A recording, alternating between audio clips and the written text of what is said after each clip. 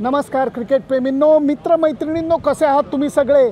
मी आणि निलेश मेहता खूप आनंदात आहे. गरबा खेळावंसं वाटतंय हो.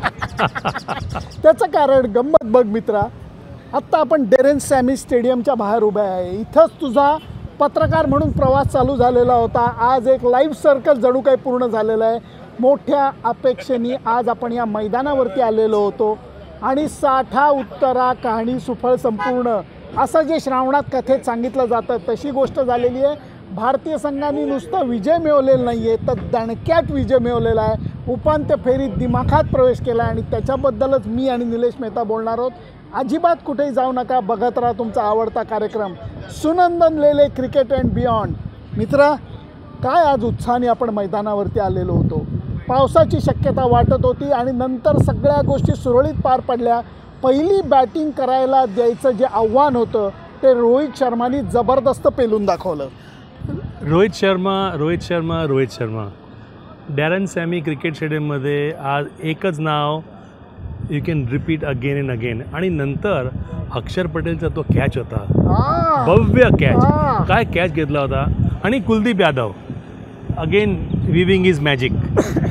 हे तीन प्लेयर जो तुम्ही बघणार, रोहित शर्मा, कुलदीप यादव आणि Akshar Patel, that summarises India's victory today. आणि आता आम्ही सेमीफायनलला गेलो, Guyana, England, here we come. अरे क्या बात आहे. निलेश, मला एक गोष्ट सांग. सुरुवात परत खराब झालेली होती, सलामी चांगली मिळत नाही आहे, विराट कोहली परत एकदा शून्यावर आऊट झाला आणि तरी रोहितनी अजिबात दडपण न घेता त्याच्या स्टाईलमध्येच बॅटिंग केली. कारण काल मी प्रिव्ह्यू करताना म्हणलं होतं, ऑस्ट्रेलियन संघ असा संघ आहे की त्यांना तुम्ही फळं कापायची सुरी दाखवून चालत नाही, AK-47 दाखवायला लागते. आणि मला वाटतं रोहित शर्मानी तर बॅटचं मिसाईलच सोडलं जणू काय त्यांच्यावरती. AK-47 म्हणजे फुल्ली लोडेड AK-47. आणि त्यांनी शॉट्स काय मारलेत स्टेडियमचं बाहेर. That was the class of Rohit Sharma. I mean सगळ्यांचे पैसे टोटल वसूल झाले आज सुनंदन. आणि स्टेटमेंट विक्ट्री. खरं आहे स्टेटमेंट विक्ट्री. कारण काय आहे की या ग्राउंडची काही खासियत होती. एका बाजूनी थोडासा बॉलरना चढ लागत होता, किंचित चढ लागत होता. त्याचं कारण असं आहे की विंड फॅक्टर, मला माझा ट्रायपॉड पकडायला लागतो आहे. याच्यावरनं तुम्ही जे समजायचं ते समजा. कारण इथं प्रचंड हवा चाललेली आहे आणि त्यामुळे बॉलर्सना सुद्धा एक चॅलेंज होता. त्या विंडच्या टनलमध्ये जर का बॉल गेला तर पतंग उडवल्यासारखा सिक्सर मारली, इतकी लांब सिक्सर जात होती. आणि बॉलर्सना एका बाजूनी रनअप घेताना थोडासा चढ होता, त्याचासुद्धा परिणाम. पण तरी जोश हेझलवूडचं कौतुक करायला लागेल. कारण एकीकडे निलेश, एका ओव्हरमध्ये मिचेल स्टार्कला 4 सिक्सर 1 बाउंड्री, 29 रन्स रोहित शर्मानी कुठल्या. आणि दुसऱ्या बाजूनी जोश हेझलवूड 4 ओव्हर 13 का 14 रन रे. आणि नंतर काय झालं, Mitchell Starc second phase good comeback, good comeback आणि छान कमबॅक केलं.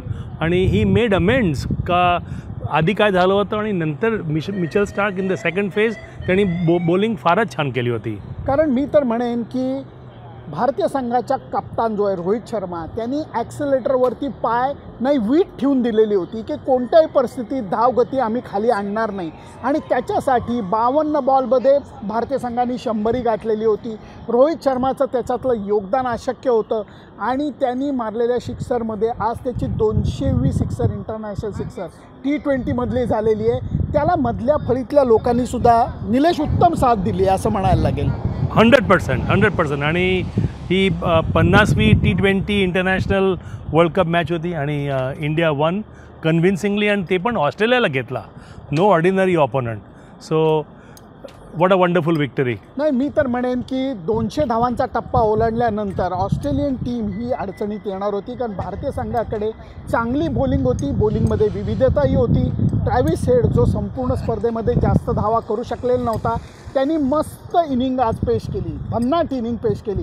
पण मधल्या ओव्हरमध्ये जेव्हा विकेट काढल्या, कुलदीप यादवची विकेट म्हणजे खास होती. अक्षर पटेलच्या कॅचबद्दल तू बोलला, ती विकेट कुलदीपच्या ऐवजी अक्षरच्या नावावर लावायला पाहिजे, इतका तो अफलातून कॅच होता. कारण त्याच्या रॉंग हँडला होता, उजव्या बाजूला होता आणि त्याने हवेत उंच उडी मारून तो कॅच पकडला. नंतर कुलदीपने मॅक्सवेलला ज्या पद्धतीने मामा बनवलं, मस्त मजा आली. आणि दुसरी गोष्ट काय की हा टुर्नामेंटमध्ये Australia is the worst fielding side. Oh, They have oh, dropped. good point. They have dropped most number of catches Oh. in the entire T20 tournament. Oh. आणि India by the way is number 2.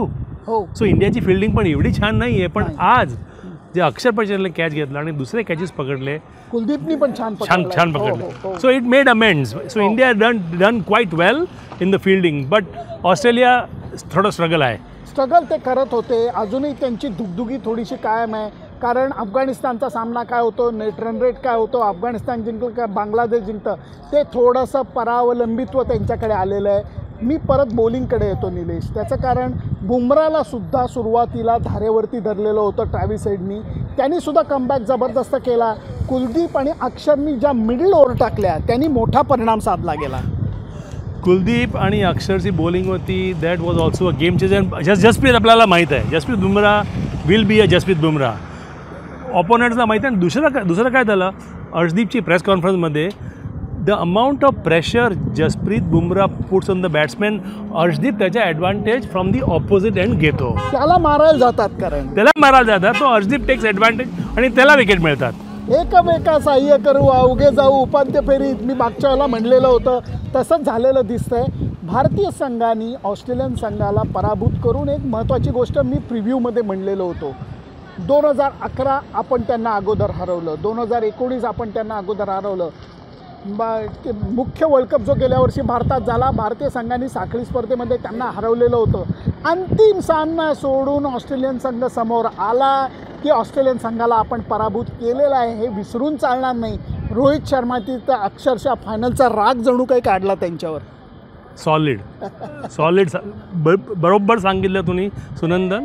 आणि आता तू बघ, इकडे Indian fan सगळे आहेत, फार happy आहेत, सगळ्यांना मजा आली आहे, हातात बियर आहे आणि सगळ्यांचा मूड चांगला आहे. आणि वेदर होल्डिंग अप सुनंदन. अरे बाबा, सेंट लुशियाला आज पार्टी होणार आहे. एक गोष्ट मात्र वाईट वाटते, या सामन्याला सुद्धा निलेश प्रेक्षागृह जे होते, स्पेक्टेटर्स खचाखच भरलेले नव्हते. जे NRI इंडियन्स आहेत, कॅनडामधनं आलेले, भारतातनं आलेले, अमेरिकेतनं आलेले, त्यांनीच गर्दी केलेली होती. ICC तुम्ही काय करताय, का तुम्हाला तिकिटाचे दर कमी ठेवायचे वाटत नाही? या आयलंडवरती येणं स्वस्त नाही आहे, इथं पोचणं खूप अवघड आहे, त्याच्यानंतर तुम्ही तिकीट महागडं काढायला लावता, ही गोष्ट बरोबर नाही. आणि एवढं करून प्रेक्षकांच्या सुविधा अत्यल्प आहेत इथल्या, कारण लोकांनी उन्हात उभं राहून, उन्हात बसून सामना पाहिलेला आहे. ICC जरा याचा विचार करा, कारण मागच्या वेळेला मी म्हणलेलं होतं, प्रेक्षकांना प्लीज गृहीत धरू नका, फॅन्सचा तुम्ही मान राखा, नाही तर कधीतरी पाठीत थपाटा घालतील ते तुम्हाला. पण ते बाजूला राहू देत. अप्रतिम बॅटिंग, अप्रतिम बॉलिंग, चांगली फिल्डिंग, ऑस्ट्रेलियाविरुद्धचा विजय, सेमीफायनलमध्ये आपण गेलेलो आहोत, त्यामुळे आजचा विजय स्मरणात राहणार आहे. बिलकुल स्मरणात राहणार आहे. आणि नेक्स्ट टाईम सुनंदन आणि निलेश मेहता परत येणार, जॉर्ज टाउन गयाना. त्यामुळे आता गयानाहून तुम्हाला आम्ही रिपोर्ट देऊ. सेमीफायनलचा उपांत्य फेरीचा प्रिव्ह्यू आम्ही करू, त्याची वाट बघा. सुनंदन लेले आणि Nilesh Mehta, Daren Sammy cricket stadium, Saint Lucia. Lucia. Bye bye.